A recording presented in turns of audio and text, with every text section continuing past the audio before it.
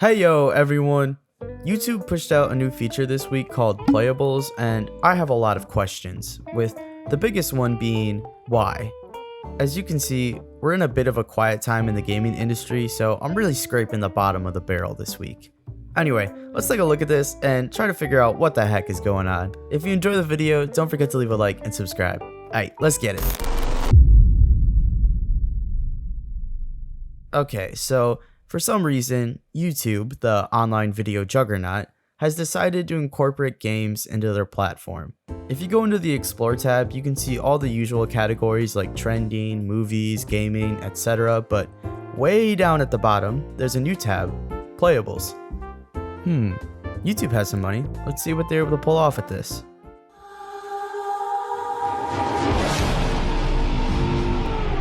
The fuck is this? This is a joke, right? This is just full of shitty mobile games. I didn't even know games like this were real. I thought we just saw them in ads or under TikToks with Family Guy clips.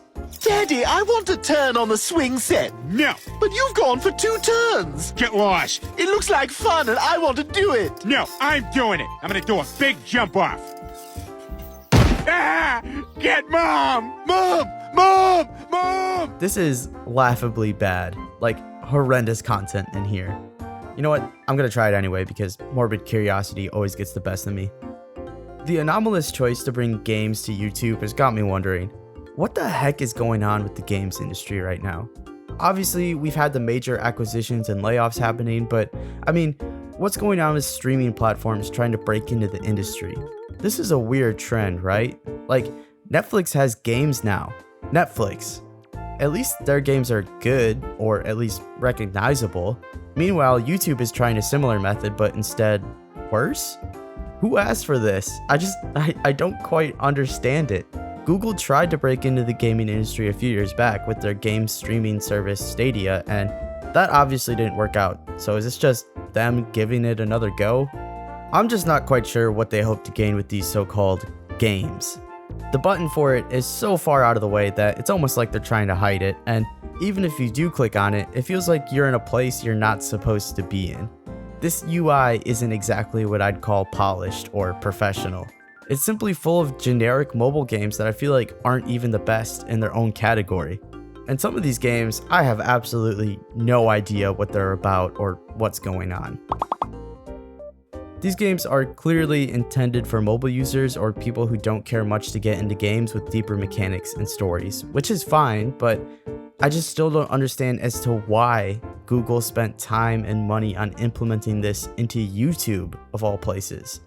This just feels like a lazy attempt to try and grab a bite out of the gaming profit pie. I mean, just looking at what's currently available, this feels like a deadly combination of trying too hard and yet at the same time not at all. At the moment, there aren't any ads or subscription fees, but I feel like that will definitely change if this gains any traction at all. I don't know how it would though, because what games do you have on here that are going to bring attention to the platform? Hurdle? Oh, come on. This is what I'm saying, guys. It feels like a bizarro version of every other app you've ever heard of. Did they have any sort of plan with this, or did they just grab cheaply made games from the Play Store and port them over? What is YouTube trying to prove here? Alright buddy, you win. Ain't nobody making a shittier platform than this one. But let's try to dig deeper into this, if we even can. What does this all mean? Does it mean anything? Not really, no. It's just another gigantic corporation trying to sneak into the gaming industry. But I do fear that this will become a new trend where companies who clearly have no understanding of how this industry works will try and squeeze their way in. If you recall, this has happened before. Back in 1983, the great video game crash happened because of an oversaturation of crappy games. Now, I don't think we're even remotely close to that point, but I do worry that the wrong lessons are being learned here. With Netflix trying to add games and now YouTube, it feels like these big companies are trying to get a quantity of games over quality. There are a million different subscription services out there, and only so much money and attention that we can spare. Is YouTube and Netflix trying to win more people over with their lure of games?